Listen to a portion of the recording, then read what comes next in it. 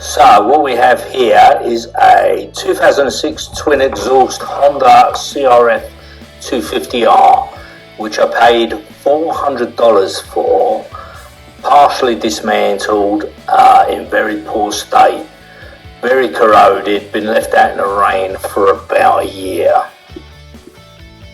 On first inspection, the bike wouldn't kick over, seems completely seized. On removing the clutch side casing, I found a loose washer had wedged under the primary drive gearing, which was preventing the kicking the bike over. So it looked like someone had dismantled the clutch at some time and dropped the washer in the casing.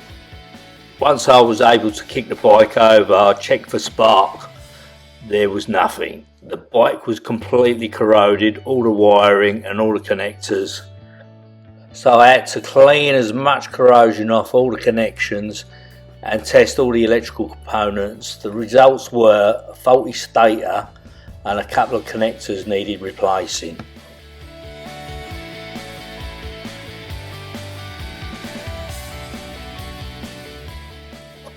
And presto, we had spark. The next problem was the carburetor, completely seized and corroded. So I had to strip it down and soak it in the ultrasonic cleaner for about an hour. The compression on the bike was pretty low, so I replaced the piston and rings and also adjusted all the valves and shims. The bike's now running great. Starting first kick, next thing was the cosmetics and the brakes. The brakes just needed bleeding and they were running fine. Changed a few brake pads. Next was polishing the bike up. I stripped and sanded the engine cases and the frame and buffed it to within an inch of its life. Finished the front forks off with a black and gold vinyl wrap.